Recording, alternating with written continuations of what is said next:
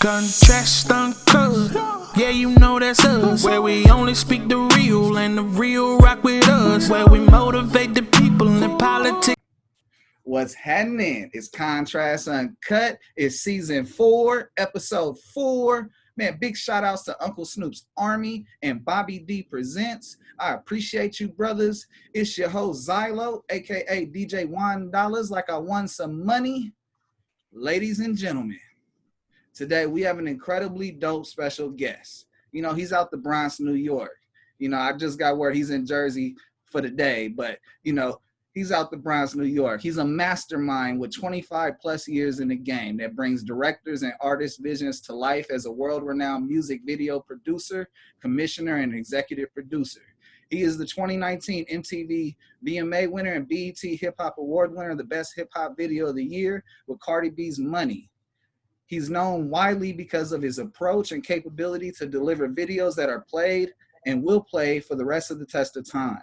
His brother's resume includes some of the biggest and brightest stars in the game, such as Cardi B, Jack Harlow, Megan Thee Stallion, Nelly, Erykah Badu, Notorious B.I.G., Uncle Snoop, just to name a few. I mean, just a little bit. This brother been working. If you don't know who I'm talking about by now, it's all good. We have our episode of Chop It Up with OverScene's KAREEM Johnson, everybody. How you doing, brother? What's going on? Thanks for having me. Greatly appreciate to be here, man. Thank you. That was a great intro, by the way. Thank you, man. Absolutely. Come on. I got to do justification for the work that's been done. I mean, yes, sir. You have a blueprint, brother, and that blueprint may not fit everybody, but there's certain parts of your career that may help someone jump over something or see something that they got to think a little bit differently so that they can have an outcome that's as great as yours, but not your outcome, because no one can do what you did. No one can overcome the same thing. And we're going to definitely spend some time highlighting that throughout this whole interview. Beautiful, man. I look forward to it, man. Let's do it. Let's do it. Come on, come on. Now, time's the most finite thing we have on this earth, brother. So I got to make sure I tell you right now and from the beginning that I appreciate your time, your energy, and just coming on the show and rocking with my listeners and fucking with us. Thank you. Yes, sir. Of course, man. Listen, you reached out. I had to just oblige me, you know what I'm saying? Because, you know, definitely want to just give some insight and just, you know, just give some people some words of wisdom, some insight, you know, some inspire folks, especially what I do. So it's all good. Thank you so much. Come on. I got this quote. Let me know if this quote relates to you, or if it doesn't, you ain't going to hurt my feelings. It's all good. I just want you to talk about it. Are you ready? Okay. Yes, sir. I make notes about things I see in films that really affect me, like the ending of Jules and Jim. I think about how I can utilize things in my work, and I have a team of people who keep me down to earth. John Singleton. He is so right about that, man. You got to keep, a strong team, dedicated, focused team around you to execute the vision that you're trying to put out there. So I definitely believe in that quote from John Singleton. May he rest in peace. Great guy, great visionary. You know, his films is definitely gonna live on forever. You know, and he definitely inspired a lot of us. You know what I'm saying? So all that, what you just read, what he said, that's 100% truth right there. You know, when I read this quote, and I go through quotes, this is my icebreaker for every show. I read this and I was like, whenever this brother KAREEM gets involved with videos, he does it where he raises the standard and finds a way to be different. I wonder if he's taking notes on stuff like, oh, that moment should have been turned into the rest of the video. Oh, that little part right there needs to be expanded. Oh, this whole big thing needs to be cut off and start from scratch, because your mind ticks to a different beat. And that beat of the drum is something that is rare, that, you know, that it's a comfort zone, and greatness comes from that. Oh yeah, definitely, man. You know, every project that I do is, you know, I'm still learning, despite me being, you know, behind the camera for 20 plus years. I'm still learning. I'm still a student of the culture, of the craft. You know what I'm saying? So I'm definitely doing all of that. You know, I definitely have to just look at every project like it's my first one. I don't look at it as, oh, I'm KAREEM Johnson, I've been doing it for. No, I look at each project as it's my first, because you learn so much. You have to be a sponge, man. Even if it's the younger guys who may have just started a year ago, I'm still learning from them.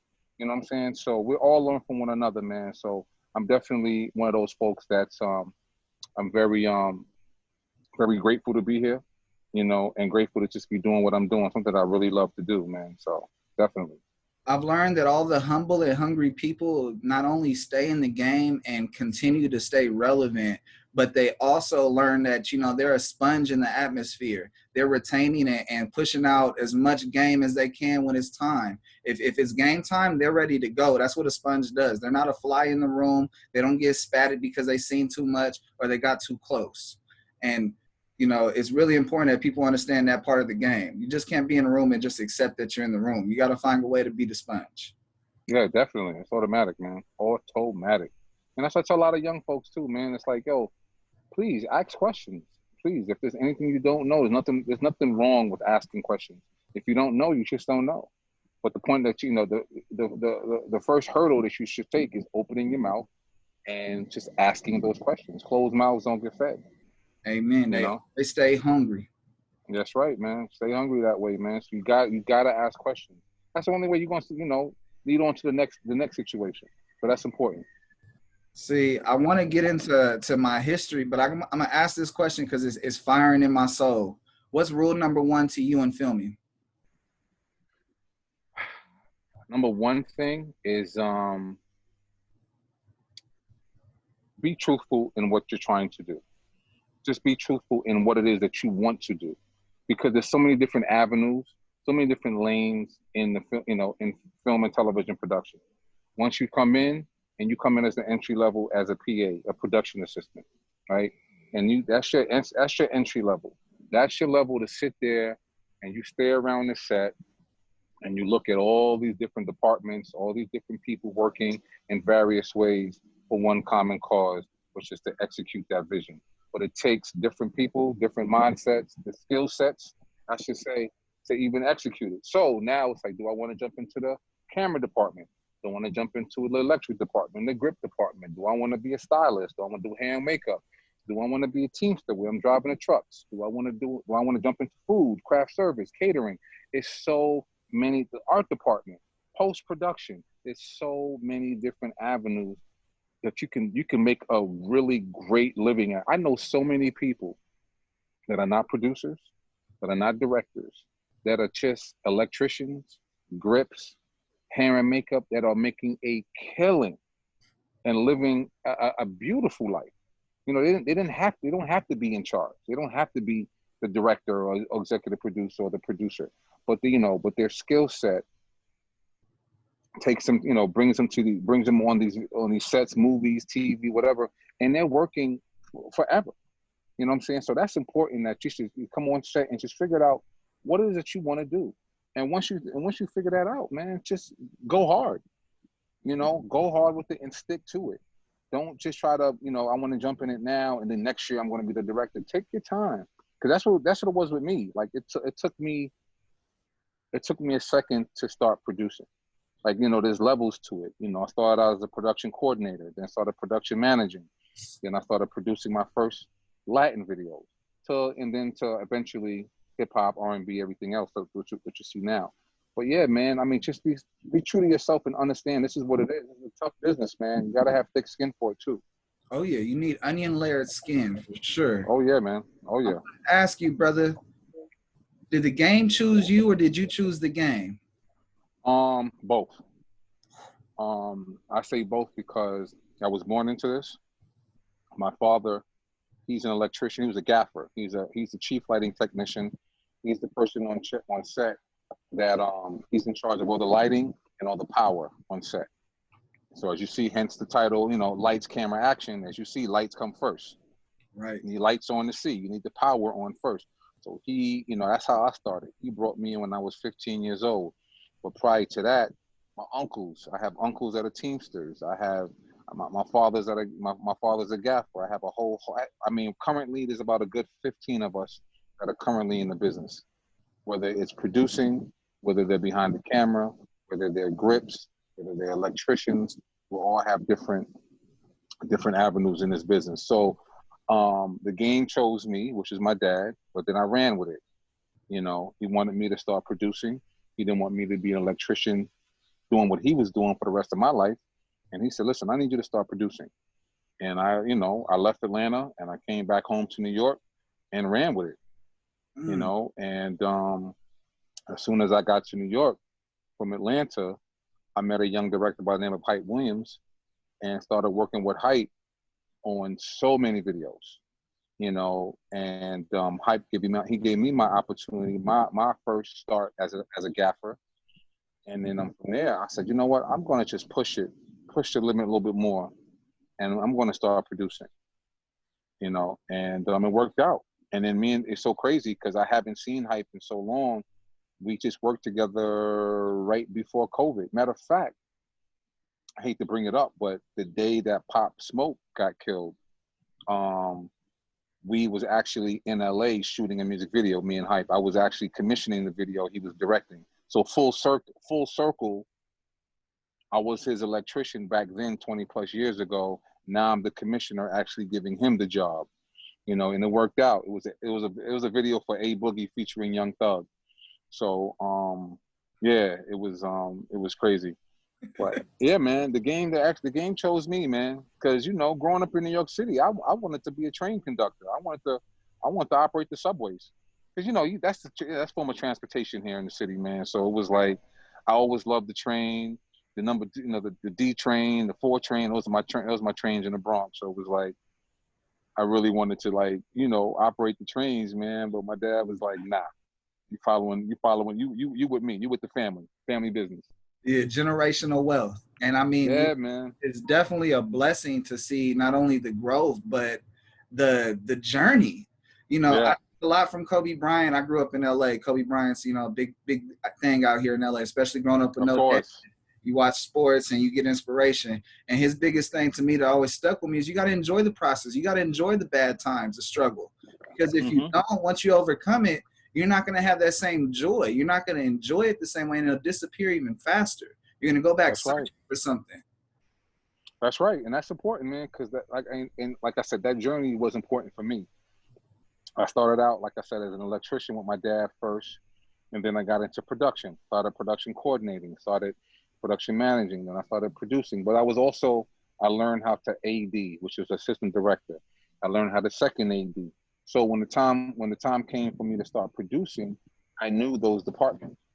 You see what I'm saying? So I started producing. I was producing for about 23 years.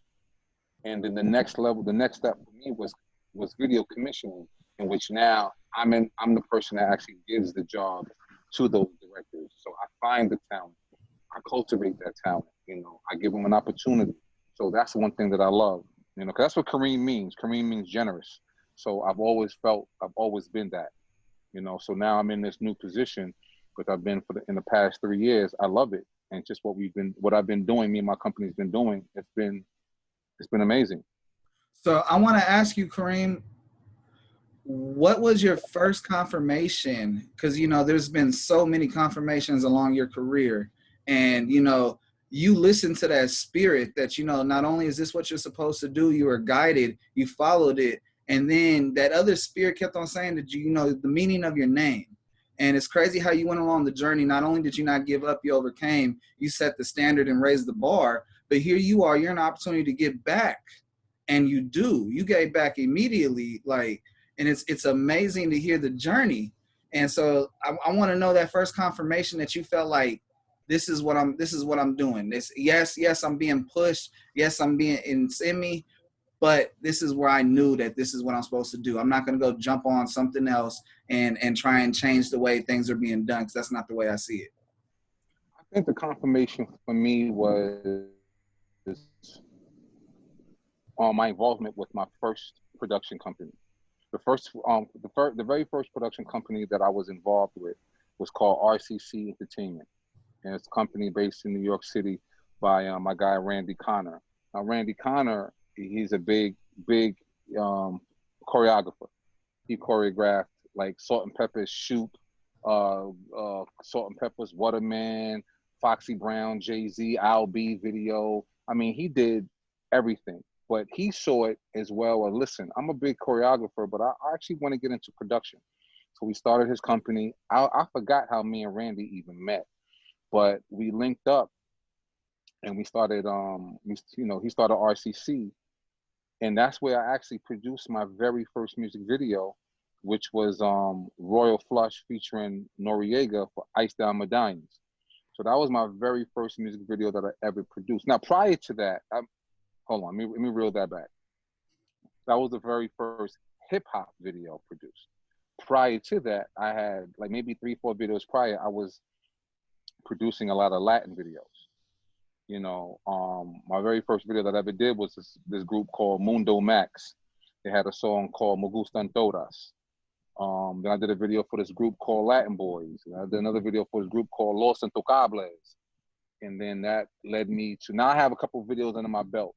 So I felt that was my confirmation right there, and I was consistent.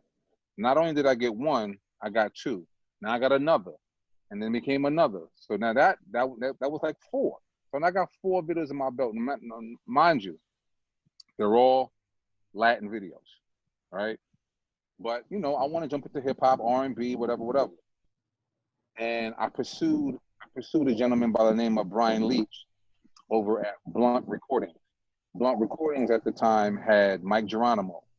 They had Cash Money Click, which Ja Rule was in, and they had an artist by the name of Raw Flush. Brian Leach gave me the opportunity to actually produce a video for Raw Flush, which was the Ice Down Medallions video. So that was also a confirmation because I pursued that, and it happened, you know. So now, that's my first rap video, right? And I remember sitting at home at my mother's house, and the video came on Rap City. Boom, that was it. That was it for me, because watching that video told me that you can do it. You knew the steps it took to actually get a video produced to the point where it's on the air now, and that video is being used to sell records. Yes. You know, so that was really my confirmation once I saw the very first video on television. And mind you, I did the Latin videos. I don't know where they went. You know, once the video was done, I mean, I have a copy of it. I have a tape. I have a VHS cassette, tape of it that I can watch anytime that I want. But I wasn't at home. Unfortunately, I wasn't watching the Spanish, the Spanish video channel where I can actually see those videos. So I didn't know. But when I watched Rap City and saw that Raw Flush video, that was my confirmation. And then from there, I started getting more and more and more. And Brian Leach actually was he sparked it all in me, because he also had Lil Jon and the East Side Boys. So I did all those videos. Right. I did all those videos. I did Yin Yang Twins. He had Pitbull. I did the first 5 Pitbull videos. I did Kulo. I did a Damn It Man. I did all those first videos. And he had another artist by the name of Teja Moses. I did her videos. So it just, Brian believed in me to the point where it was repeat business. And that was the number one thing for me too, repeat business. See, I want to make sure that I delivered. Not only did I delivered a good video. I delivered a video that the artist was happy with, and I delivered a video on time. You know what I'm saying? And that, that right there means the world to me. And that's why I'm a champion of repeat business. And to this day, 20 plus years later, Brian went on. He had A$AP Rocky, he had A$AP Ferg, he had and me and Brian are still working to this day. Wow. See, you know what I'm saying? Testimony of relationships. Now, I talk about this all the time on the show. Relationships will get you places that money cannot. That's right. Your relationship, build it together appropriately and effectively, you can make a lot of money together. But you don't mix business and pleasure in the wrong way until you guys both have that thin line agreed upon and grown from. And it's amazing to hear the testimonies of relationships that last. We're talking about 15 years, 20 years. Yeah, definitely. And Brian is definitely doing his thing. He still has A$AP Rocky. He has a new artist by the name of Jay Guapo, who I actually did 3 videos for.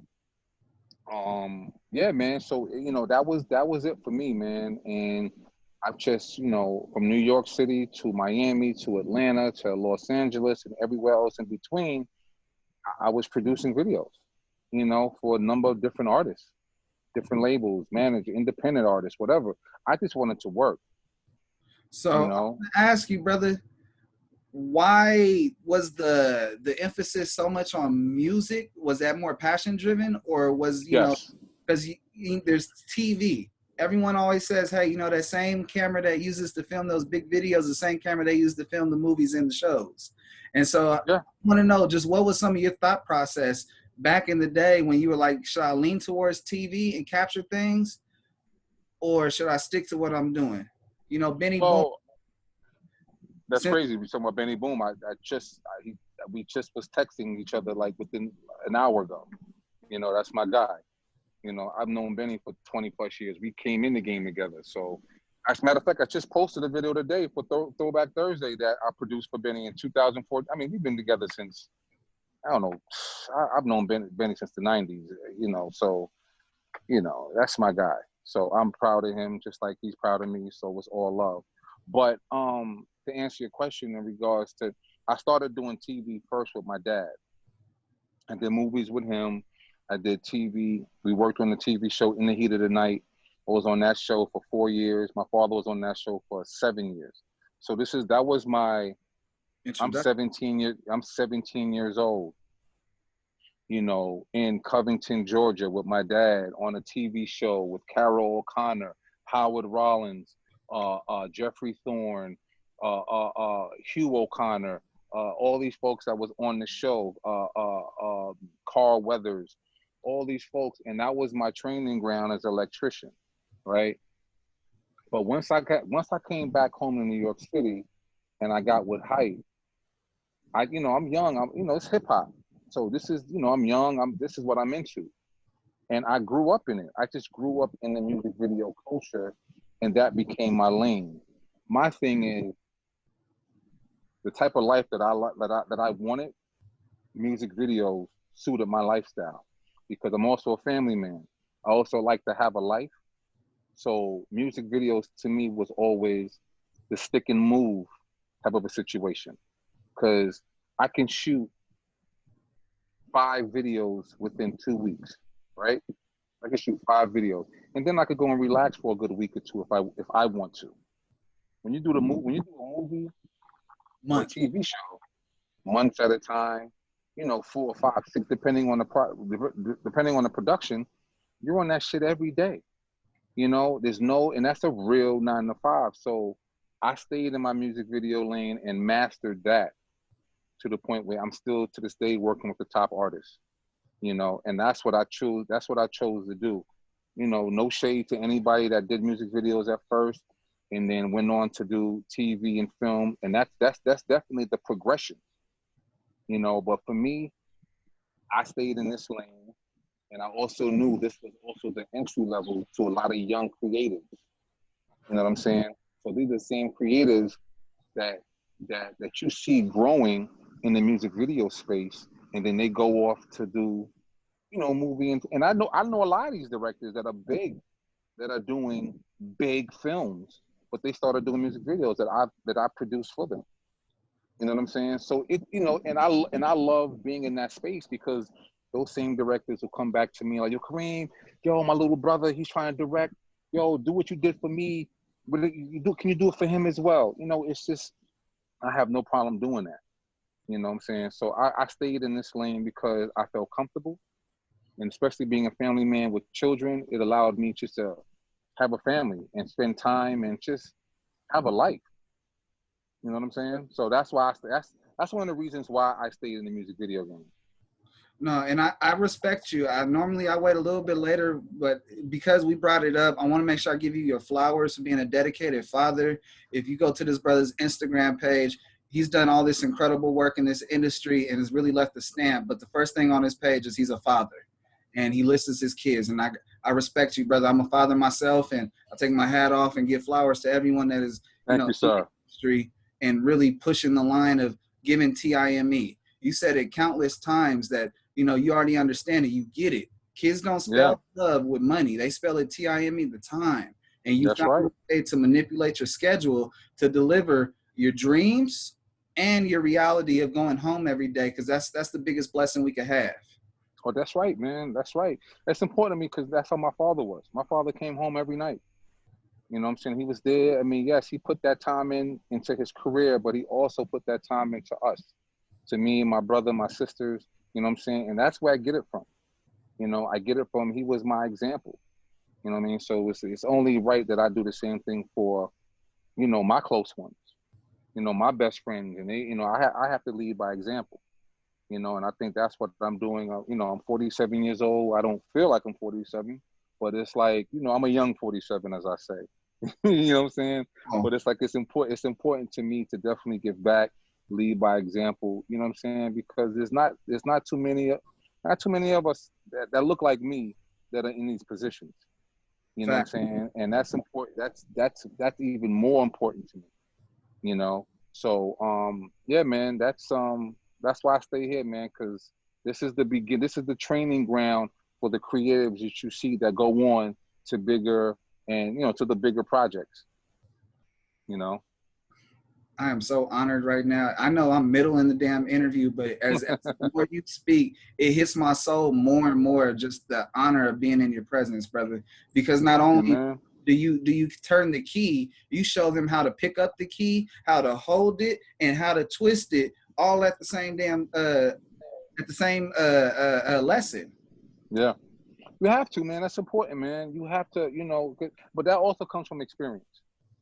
You know what I'm saying? That also comes from experience. Me, you know, it's been a lot of trial and error with me.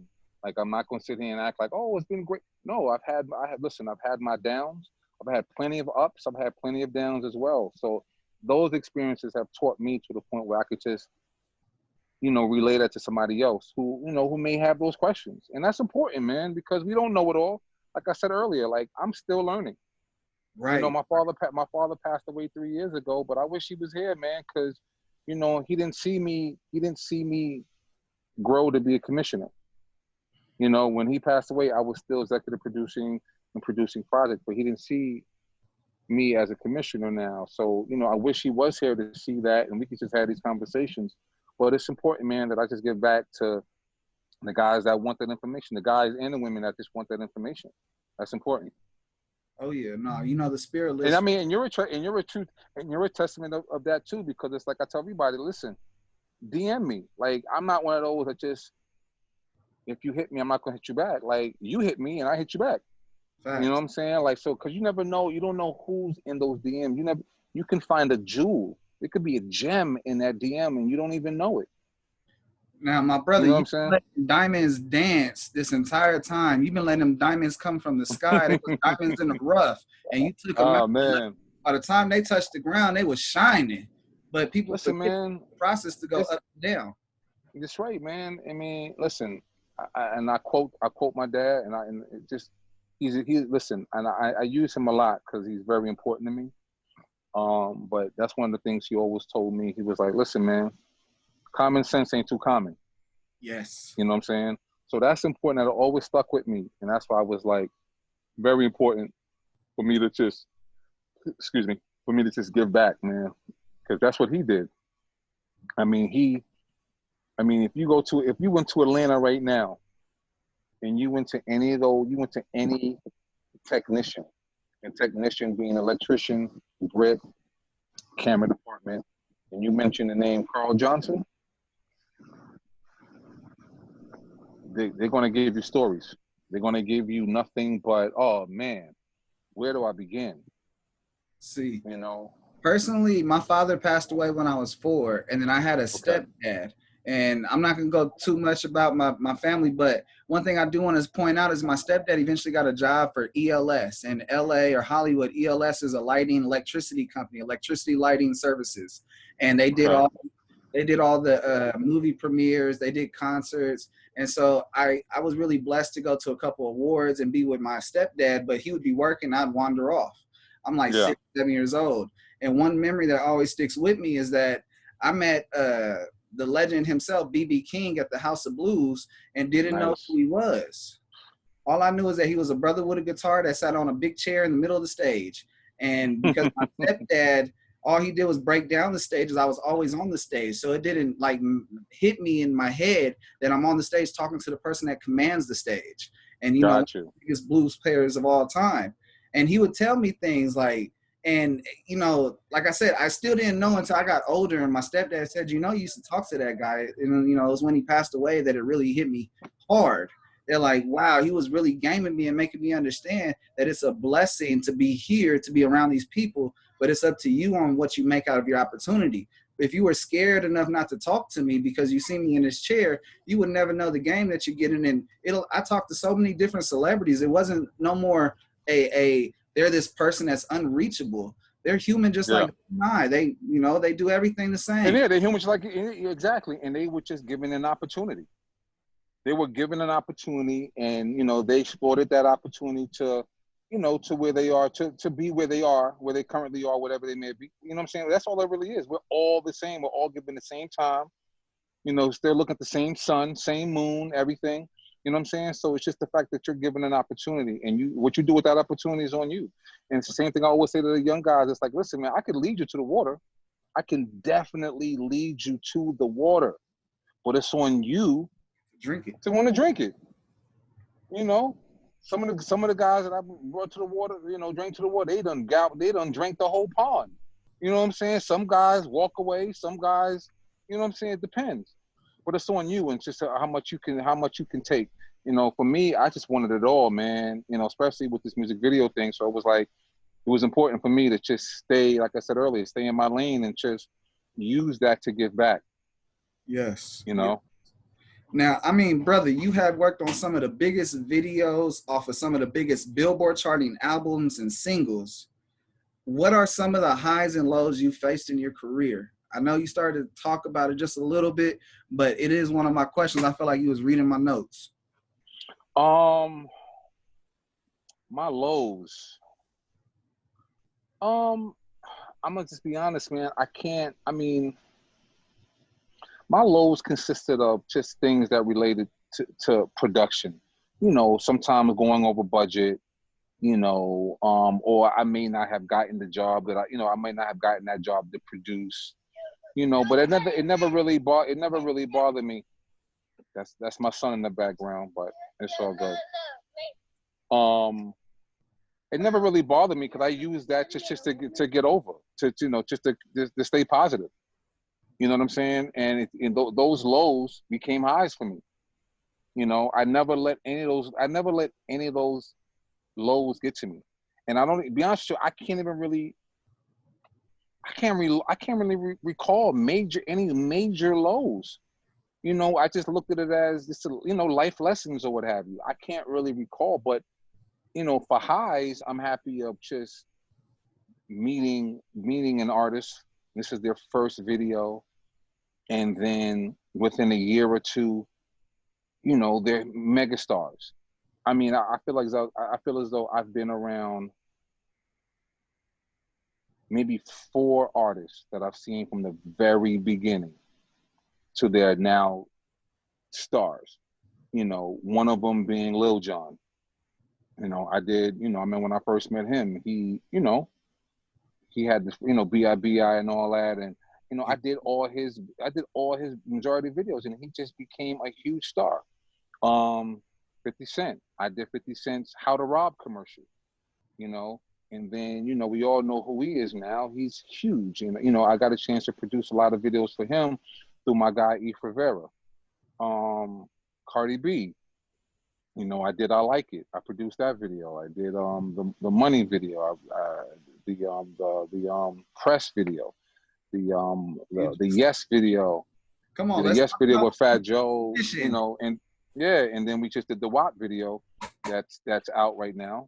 And my current guy who I really love is my guy Jack Harlow. You know, I've done all of Jack's videos, you know, from the very beginning. I commissioned for Jack. So just to see that brand new artist, and now he's performing at the VMAs on Sunday. You know what I'm saying? It's like, this is crazy. You know, so those are the ones that stand out. You know, I mean, there's a couple others, but those are the 4 that I really felt like I was there from the very jump, and I seen their career just. And Jack is still going, and so is Cardi. They're still, you know, but they're in great spaces right now. No, I've been really blessed on this platform to interview people that I've interviewed Jay White did it. I interviewed Oh yeah, Jay White is dope. he's incredible, but you know, the people involved with Cardi B's careers, from KSR Group to even with Jack Harlow. I interviewed Generation Now's Don Cannon and Willie Joe, the A&R, and then I interviewed Ferrari Simmons that, you know, did the freestyle that caught DJ Drama's attention, that got him signed. And that was like the flag for Ferrari Simmons to be like, you know, I'm on to something. I'm breaking artists. I need to start doing something on my own. And it's amazing that here I am on my journey. I'm hearing about the intricate levels of how they play. And you started off in the beginning of two people I've got to hear the beginning of their careers, and God bless me another way to, you know, to hear another testimony to their journey. And people don't understand that the journey is not something that happens overnight. The only thing that happens overnight is sleep. A dream is for. A dream is passionately driven, and countless hours you don't even think about it no more what you're doing. That's what a dream is. That's right. 100% right there, man. And that's a beautiful thing that you have this platform and you can just witness all of this. You know what I'm saying? And that's dope. That's why I really applaud, you know, as much as, you know, we sit here and we talk about Corona and COVID, I really applaud what has happened and what has been created. Now, I'm sure your platform was prior, you know, of course, you probably started prior to Corona, I'm sure. So, and the only reason I'm saying that, because I think when you first started, you said season 4. Yes. So no, I take that I started this end of December of 2019. And in the first season, I interviewed a brother named Bobby D. And Bobby D was like, you're psychedelic like Post Malone. And you know, you're sensible. Like, I need to get behind you, whatever you need help with. And that moment, here I am. He's doing concerts. He's doing festivals. I'm thinking I'm gonna be, and he told me I'm gonna be interviewing some of the biggest artists that are coming on his festivals. Lovers in France, R&B Rewind, Snoop Dogg's tours, and so on and so forth. So I'm thinking like, okay, I don't have to work that hard per se, because I just finally connected with someone that's gonna lift me up and allow me to get accessibility to someone. And then COVID hit. 2 weeks later, I met him on a Wednesday. On Friday, I'm at an event with 112, Next, and Key Sweat for Valentine's Day. Interviewed him on the 12th. On the 14th, Palm Springs. I drove 5 hours to get to Palm Springs, and I'm spending the night not with my wife and family, with R&B singers and interviewing them. And then shortly 2 weeks after that, COVID hit and everything shut down. So I had to go back and spin the wheel and figure out how I'm gonna do this. But you know, if you accept the failure already beat you. That's right. You're 100% right. You're 100%. That's why I was like I was saying, it was like I was leading to the fact that how this has definitely spawned the creative juices for not only for yourself, but for other platforms out there as well. You know. Oh, and I have to mention, I can't go on without mentioning the other artist who I actually was from the very beginning, who is now a huge star, and that is Wiz Khalifa. You know, I did Black and Yellow. That was my first video for Khalifa. And now it is 10 years later. You know, my very last video, like being on set prior to COVID, was Wiz Khalifa and Tyga. We did the Contact video with the hot air balloons and things like, you know. So that was and I just shot another video for him, the 2 videos he got out right now. He shot during COVID, but that's my brother right there. You know what I'm saying? And we've been rocking together for 10 years. And to see him being at his mother's house when we shot Black and Yellow, to the mansion he now has in LA, you know what I'm saying? It's like, you know, doing the tours. We shot a film. I've done at least 25 visuals with Wiz, at least. That's, you know, that I can even think of. Every album he's dropped, I've done at least 3 to 4 videos off of each. And Wiz was the one, and this is when I knew was really real too. You know, I always had this thing about me and artists where I always said, you know, I do the videos for the artists and then I go home. I never fraternize with the artists because, you know, I always tell the young directors, artists are not your friends, you know, and I don't mean that in a disrespect way. I mean it as you need them just as much as they need you. You know what I'm saying? You're directing their video, but you need them in order to actually direct the video. You know what I'm saying? So once you're done, you go home, they're going their world, you go in yours, and you keep it pushing. There's only a few artists, I feel like there's only a few artists that I actually can call or text and get genuine responses and love, and Wiz happens to be one of them. You know, and he set the whole commissioning thing. He set the stone, he set it in stone for me, because he put out an album, Rolling Papers 2. Now I was kind of commissioning here and there, but he put the album Rolling Papers 2 out, and he reached out and was like, listen, I want you to commission this album. I want you to video commission this album. So off of that album, we did 9 videos off that album. Those videos, Atlantic Records loved those videos. So then it was like, oh, great. So here's another artist, and here's another artist, and another artist. So now, you know, I commissioned for Wiz, I commissioned for Jack Harlow, I commissioned for IVJ, I commissioned for A Boogie, I commissioned for Kodak Black, I commissioned for Cardi B, I commissioned for PNB Rock, I commissioned for another young artist we just signed, Juicy Fruit. And I was commissioning for Gucci Mane. So yeah, I mean, now I have a nice, healthy roster, and I'm also doing stuff for other artists as well. You know, so you know, Wiz was the one that really jump-started this whole commissioning situation for me. Even though I was going in that direction, he just made it more official. You know, so that's why I was like, the whole Snoop thing, it was like, that's dope. Full circle. Oh, You know what I'm saying? I love Wiz. I love Snoop, of course. Yes. Like they definitely created a way for things that you like. Everyone's fraternizing and judging you upon what you want to do in your own world to be comfortable and cope. And they made it comfortable. They made it so it's sensible and understanding.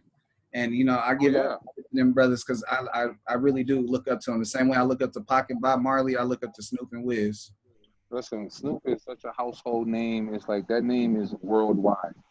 You know what I'm saying? And I think that's like, to me, he's one of the biggest artists in the world. I don't even care about money, stats, and all that. It's like, once your mother knows him, once your grandmother knows him, it's like, you know, it's like, yo, everyone, you can go anywhere in the world and say Snoop Dogg.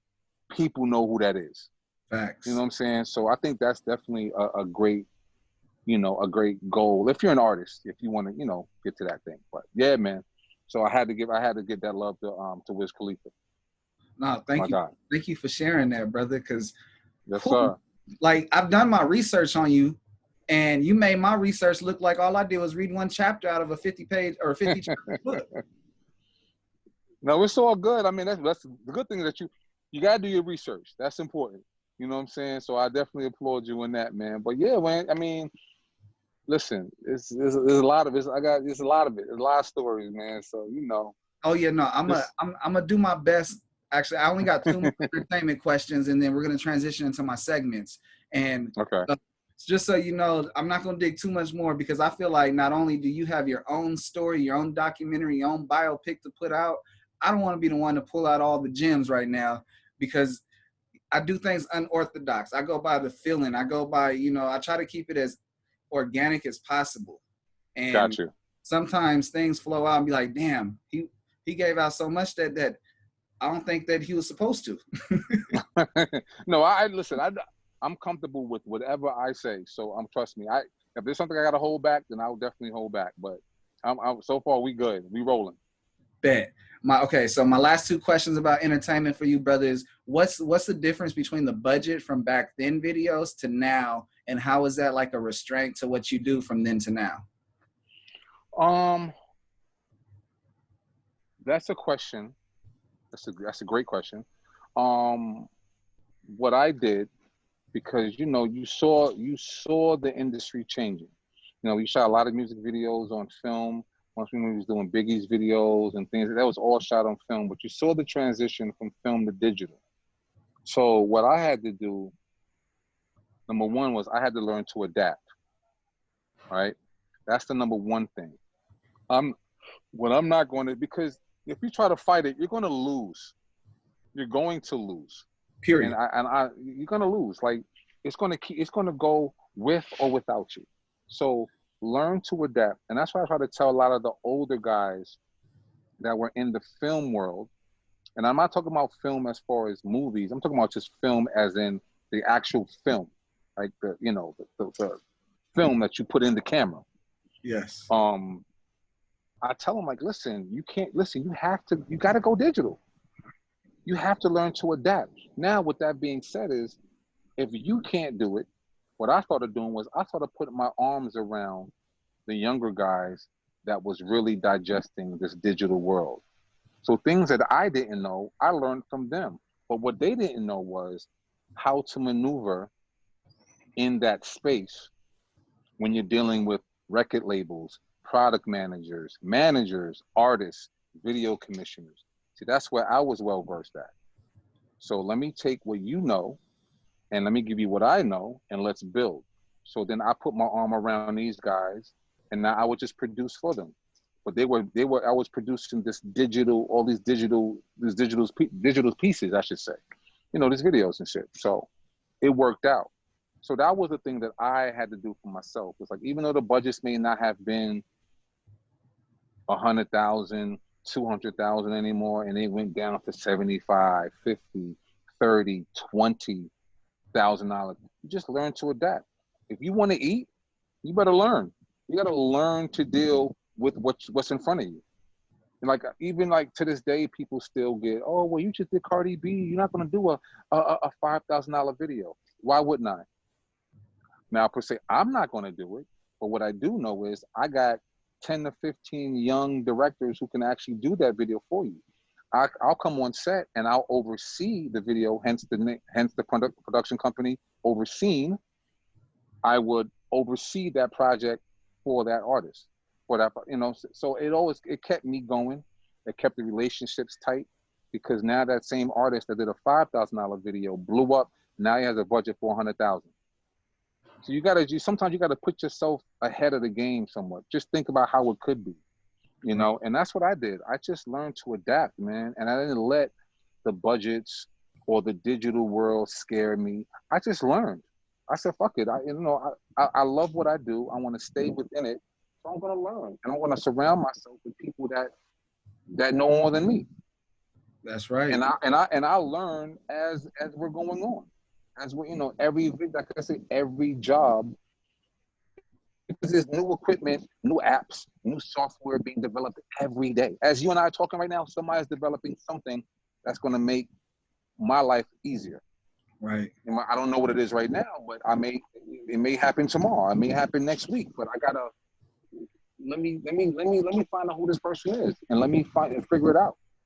You know. So when the time does come for me to actually use it, then I got the person who can make it happen. That's right. You know, you gotta, listen. You gotta, what they say, what it is. You gotta, work hard, work smart, not hard.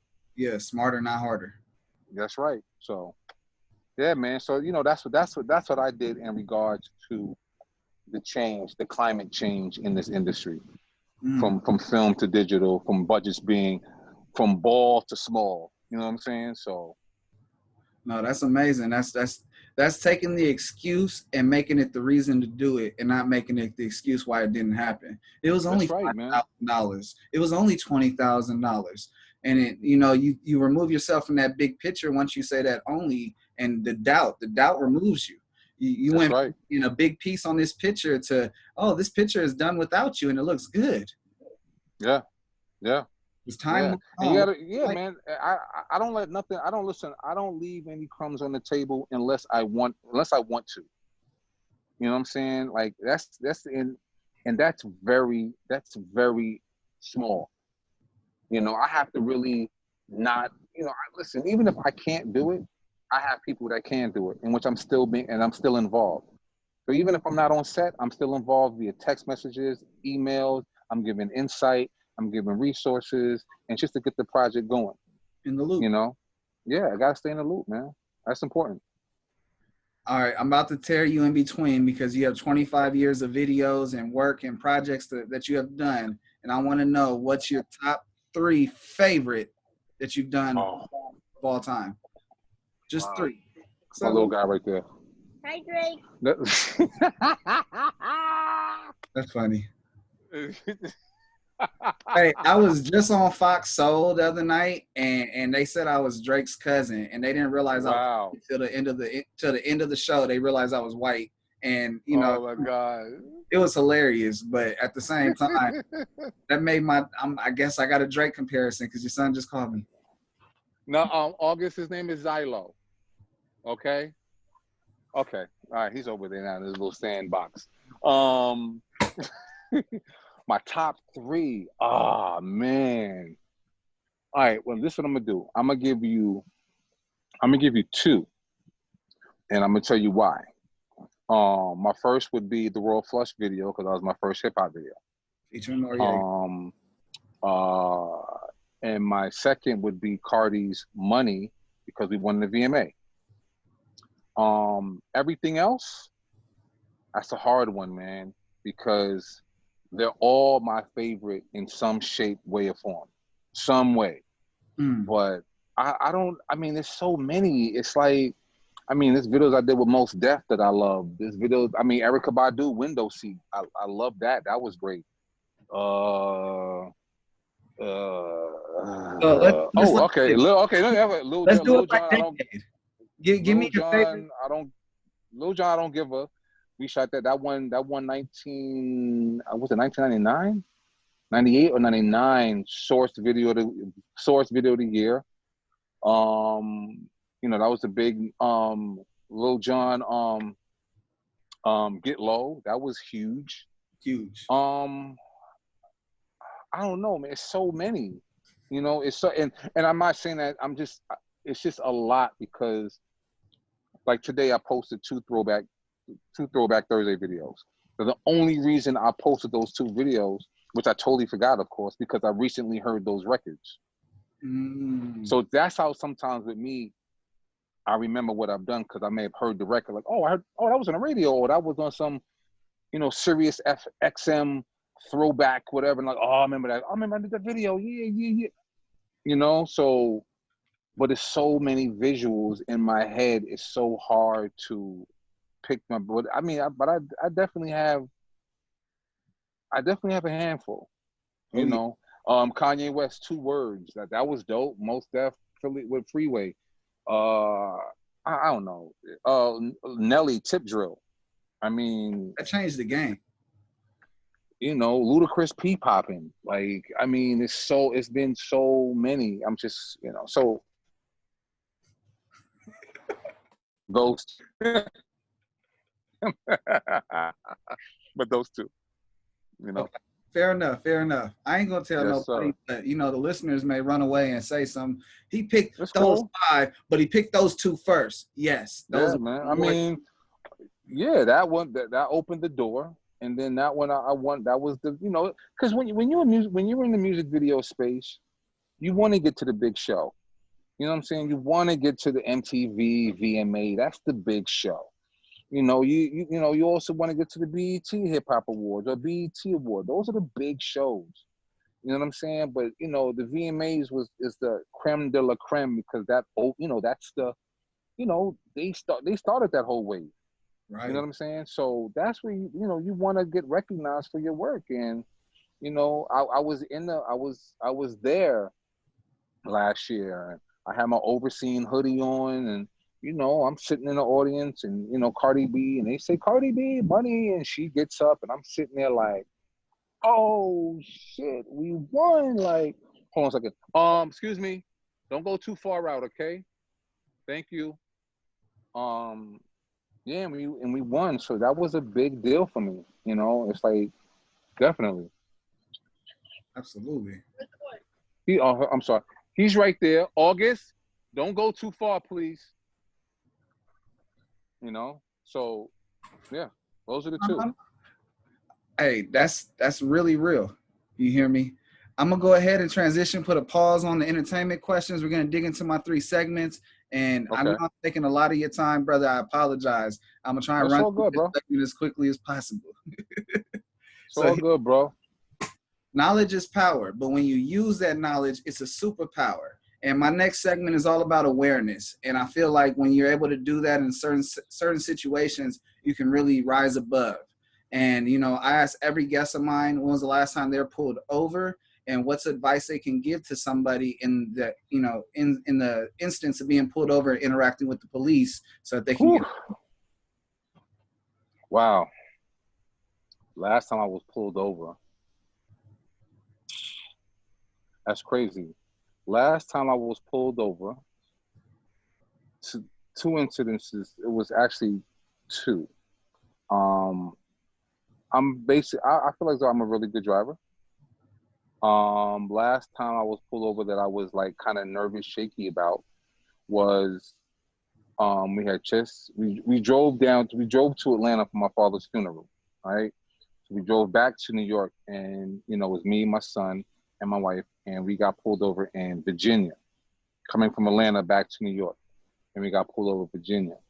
Virginia being a Commonwealth state, I'm a little nervous, but it was smooth. It's, as a black man in general, it's just like when you get pulled over, the anxiety kicks in and the sweaty palms, and you don't know what's going to happen. Of course, the issues that we're seeing now, of course, they were happening then. They've been happening for years, decades, right? But they weren't really highlighted 3 to 4 years ago like they are now, like it is now, right? So at the time, I was nervous. Had my family with me. I don't know what to expect. He wound up being cool. Gave me my ticket. I was on my way. So that was the last time. And I was, I'm being pulled over. I'm being cool at all times. Got my hands are visible. I'm not reaching for nothing until I'm being asked to. So, but even when I was pulled over, I had the lights. I made sure I had, my wallet was out. Everything was out. Maybe pull my driver's license out. Make sure we get the registration out. So when he asks for it, all I got to do is hand over a piece of paper. I don't have to be fidgeting for nothing. And that's a shame that you even got to be doing all of that. But to play it safe, let me do that now. Let me be prepared. Yes. So when he license registration, here you go, sir. I'm not going to be fidgeting. I'm not digging into it. I'm not moving. Here you go. Got my ticket, moved on. The second time was picking up my wife from a studio session that she actually had with one of her artists. And it was like 2, 3 o'clock in the morning, picking her up, West Side Highway in New York City. We get pulled over because of our light happened to be out. She had a couple drinks. She wasn't driving, of course, I was, but she was just upset. I'm not gonna sit here and say she was belligerent, but she was just a little upset. I'm not even gonna say she was mouthy. She was just a little like, yo, our lights work. What are you talking about? So that was kind of like a back and forth. Had to step outside, talk to the officer, had to just let him know that everything was cool, and he let us go. So those are the two incidences that I can recall, but I've never really had an incident where it was, God, thank you, God, that that has taken my life, or it's been a situation where I had to go to jail, or any of that. It was just, stop and go, keep it going. So my advice, just to answer your question, my advice to those listeners is, be prepared. You see them flashing lights, be prepared. Have your stuff ready to go. Know where your stuff is at all times. Make sure your hands are visible, and just be respectful. And that sucks that you gotta play that game, but I want to be alive. Yes. You know what I'm saying? So it's like, if I gotta swallow my pride a little bit just so I can go home, then so be it. I will do that if I have, if it has to go to that point, if it gets to that point.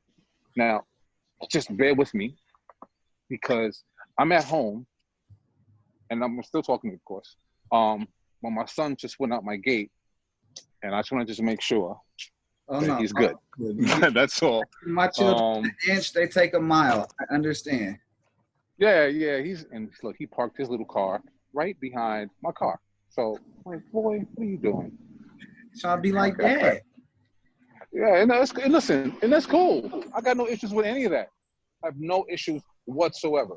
It's just the fact that I want to know where he's at. So that's Right. all. Absolutely. No, dedicated dad, brother.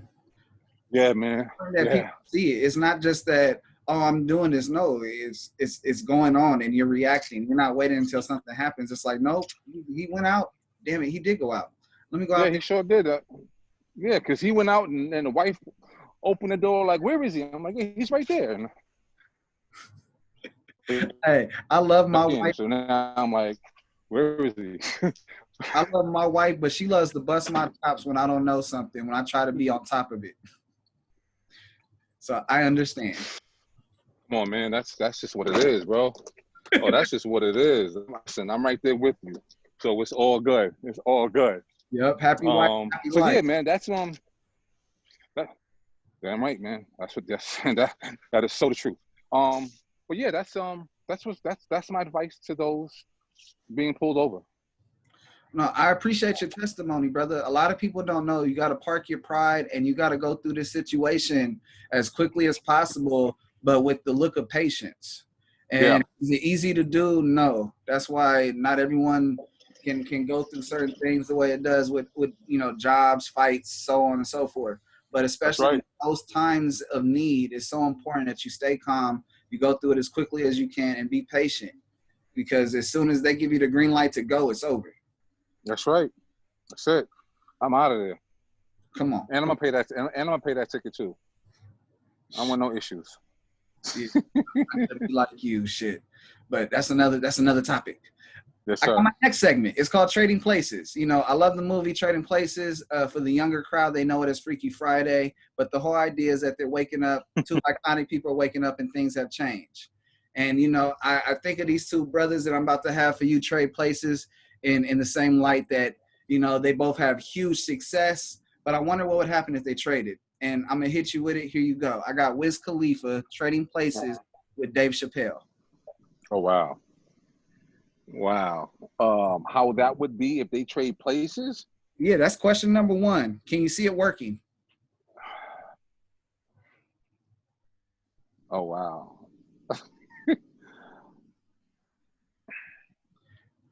Kinda sorta. They're both big, weed smokers. Wiz is a he's a funny guy, and he gives you that laugh, man, that's so infectious. It was so crazy. He got that ha ha ha ha. He has that laugh. But Dave is definitely into hip hop. He loves his rap music. So it could work. I can't, of course, seeing Dave in my head right now, I'm just like, how would he look if he was a rapper? Wiz, on the other hand, I could see Wiz being how he is right now. But I think it could work a little bit. It could work a little bit. Tad bit. Dave Chappelle would look crazy as hell with a whole bunch of tattoos. Well, then again, he's a tad bit darker than Wiz. So it's kind of, it would be a little crazy. Like, I have 2 tattoos myself, but no one ever know. I'm brown skin, dark skin, whatever you want to call it, but you wouldn't know unless I told you. But someone like Wiz, who's tatted head to toe, you know what I'm saying? Like, yeah, it works for him. Because once you commit to that type of commitment, when you're getting tats like right here and here and here and here, there's no other way but entertainment. Yeah, that's it. Unless you're you're owner of a tattoo parlor, But you're either a tattoo artist or you're an artist, Especially when you're committing to that type of situation, I feel like if Wiz was Dave Chappelle, Wiz would have more trouble trying to stop himself laugh from the jokes he's about to tell people and what he understands of how he's explaining it. Versus Dave Chappelle is so great at delivering that joke and then he laughs. Yeah, I mean, you know what? He may also have great delivery on his raps, on his bars. Yes. Because comedy is all about timing and delivery as well. So and I think the same thing with rap. You gotta know when to when you gotta hit them and that delivery, you know what I'm saying? So yeah, they go hand in hand. So like I said, it could work. It could work minus the tattoos and the dreads on Dave Chappelle. I can see Wiz Khalifa in Half Baked. I can see Wiz Khalifa in a lot of those movies. Period. Oh yeah, that's automatic. Yeah, once if it's weed involved, oh he's there. He's there. He's a good guy, and his strain is good too. So no complaints there. There it is. There, KK is not a game. Well, not a game. I think that would be the one thing different that Dave Chappelle would do. I don't think he would name a strain like, after his name. I think Dave Chappelle would do something like really off the wall. So that when you smoked it, not only did you know that you smoked Dave Chappelle shit, but it's going to have you off the wall and you expected that. See, that could be the name, Off the Wall. He could be some Michael Jackson shit, Off the Wall, or it's just called Baked. You know what I'm saying? Or just Baked. So you're good. You're going to be like, oh my gosh, I'm done.com. Yeah, that could be the name. Done.com. There you go. Done.com. Dave Chappelle, we got strains for you, brother. We got strains. There you go. Yes, so sir. You survived my Trading Places segment. We're dipping into my third segment. And, it's called Impulse Q&A. The idea is that I want you to give me impulse answer based upon my wild question. And they try to be from fan perspectives. Try to say the last part? They're like fan perspective questions. These are things that people want to know from being fans. Okay. So you and your family's off. Where are you going for dream vacation that you haven't been to?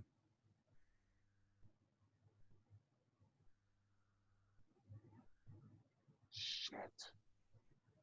Hawaii. Okay. That's just my personal, that's just me. But I was close. I was going to shoot a video there. I was close. And just my research for Hawaii, just my eyes was open. Look at the black, because the artist wanted to shoot a video on black sand beaches. So I had to research black sand beaches, and I found a handful of beaches. So, but then it was just the journey of getting to once you get into the island, now you got to travel to those beaches. So I was intrigued, and just our conversations, but yeah, Hawaii. Okay. I don't think that you would ruin a vacation for a work site. That's just my opinion.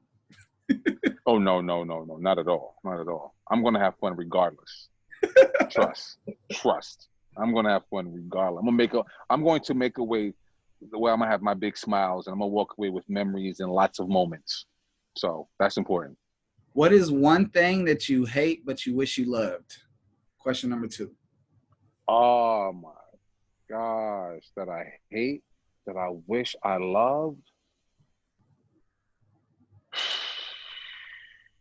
Man, this is a really good question. That I hate.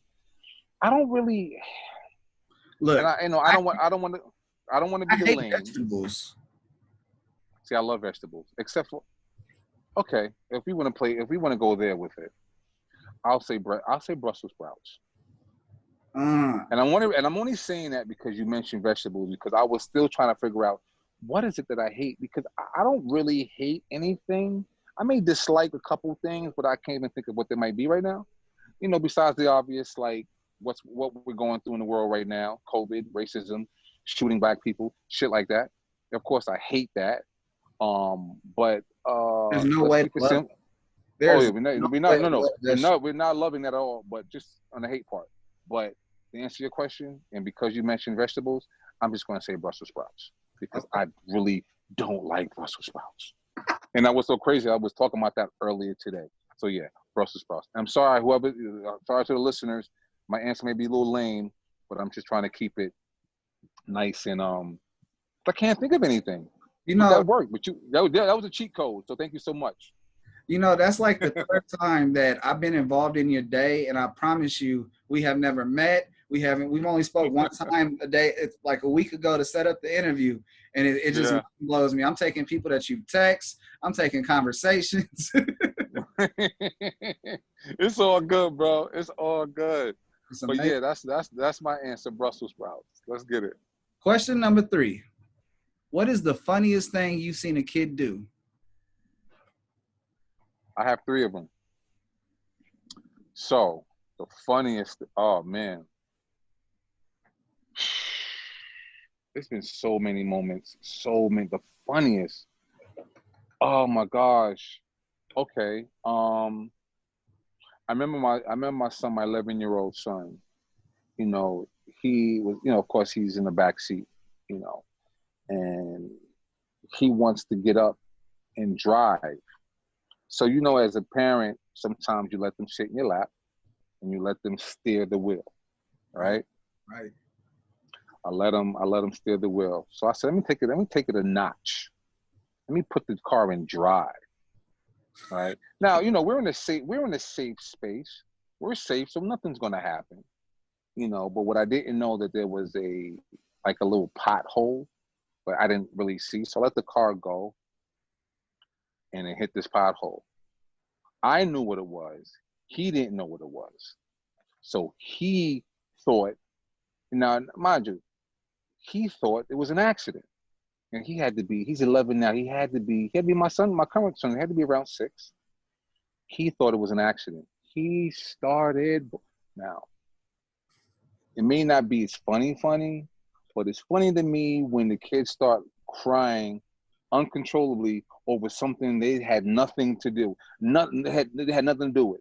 So he thought he did something to the car. So Daddy, I'm so sorry. I mean, that to me was funny as hell. Oh, You know, of course but I'm also egging him on, like, do you know what you just did? Oh, and the more I would do that, the more he just get even crazier, to the point I was like, okay, Kareem, calm him down. It's only a joke. Got out the car, showed him what it was. Nothing happened to the car. He was cool. So, you know, I hate, you know, sorry if that's not as funny as it could, but to me, it was fucking hilarious. Because it was like, you know, my mother always said, yo, you always are a pest to the kids. You always bother, because I used to always terrorize my little cousins and things of that nature. So I was the biggest cousin. So it was like, I get this thing where I just like to, you know, mess with the kids, you know, mess with them in, you know, in those funny, hilarious ways. Let me just clean that up. You know what I mean? see, what people don't understand is that tough love creates a genuine bond, number one, but it puts Yeah, you through obstacles that you don't go through until later on in life. But if you have someone that genuinely loves you and pushes you, you're going to go through things that you're not going to expect.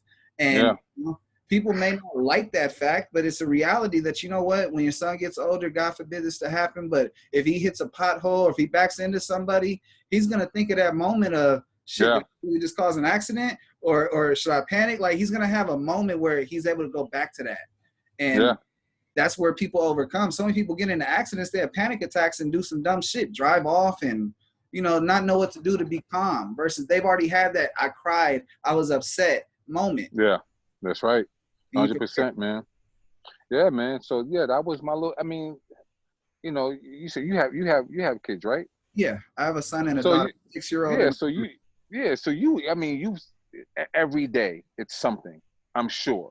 You know. So that's how I was trying to think about what it was, but that came to mind as I was, you know, yeah, just because now that I'm thinking about it, walking to my car, getting his little car, and like, okay, see how it circles back to the car. It's crazy. It's crazy. oh, But yeah, yeah, look, that's what it is. brother, you have survived my awareness segment. You have survived my trading places segment. You've also survived my impulse Q&A with flying colors. And as a reward, let's promote. Let's get all the viewers, everybody, whatever you want them to pay attention to. Let's talk about it. I know you're getting a lot of light to a lot of people, and it's been a beautiful journey on this episode.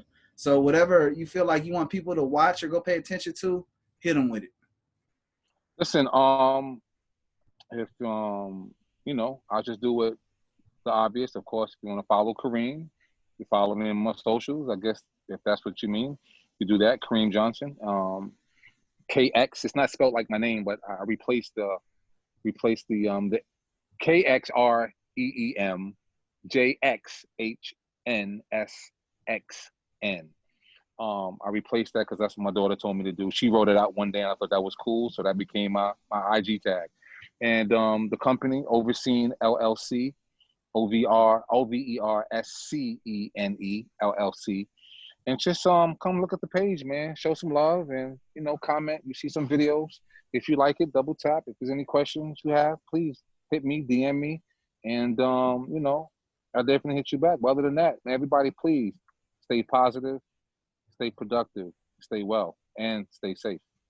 Oh yeah, stay blessed, everybody. That's Now, exactly. if you notice, my show is different. It's unique. They got segments over there, but I don't do segments like those guys. I try to be organic and different as possible so that, you know, it makes way. You know, the same way how you see what's wrong with a TV or a video and you make that video different and greater for somebody else. I took that concept, the American way, and, you know, there you go, man. do it. And so with that, all that being said, my fans knows it's coming. My viewers knows it's coming. I'm going to hit you with it. You got any questions for me? Hey, man, I appreciate, well, thank you. First of all, thank you for the platform. You know, it's definitely insightful, not just for yourself, but for others as well, man. So that's the beautiful thing.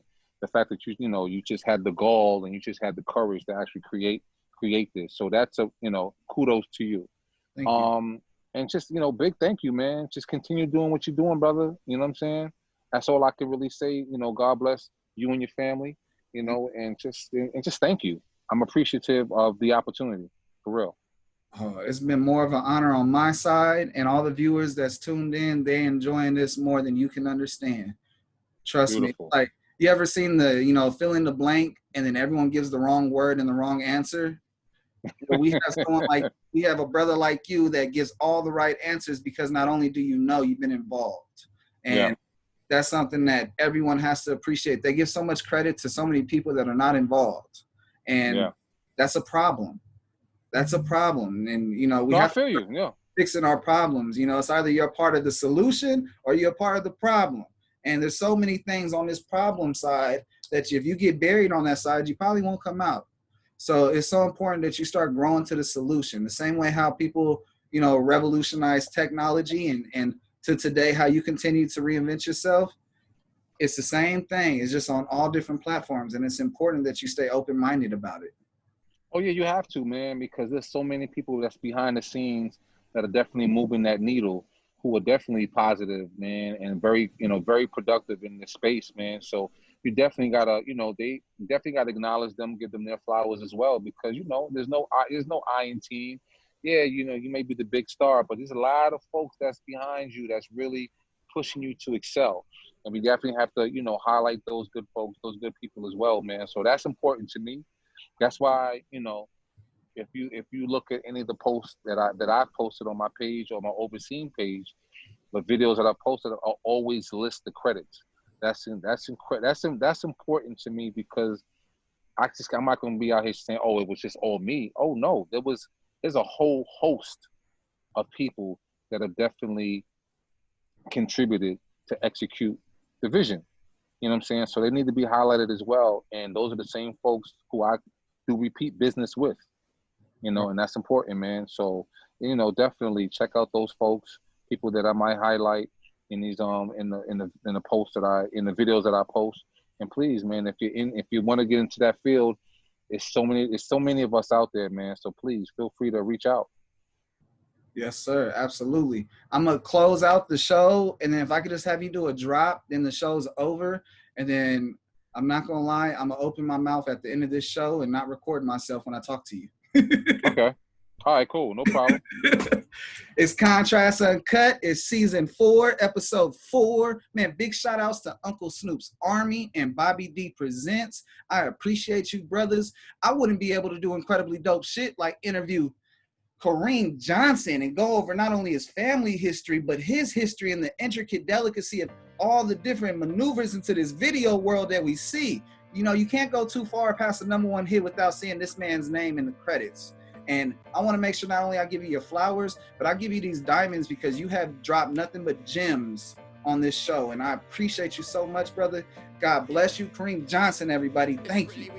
Thank you so much for having me, man. God bless everyone. Thank you. All right. Hey guys, this is Kareem Johnson, and you're watching Contrast Uncut with Uncle Snoop and Bobby D. Look how it all begun. Bum skibbity bum. Yeah, grew up on that Nas, on that L, on that pun. Old soul when I was young. Crisscross make them jump. Battle rapping for respect, my nigga. This ain't what you want. Can I kick it when I'm rhyming? Be a legend through Ebonics. Was a sticker a boy. Felt like sticky. Right there you go. Another episode of Contrast Uncut. Make sure if you enjoyed it, you leave a comment below. You hit some like buttons. You hit some subscribe. You go ahead and hit share if you want to. Say something nice or say something you don't want to say at all. You're not going to hurt my feelings. Comment below.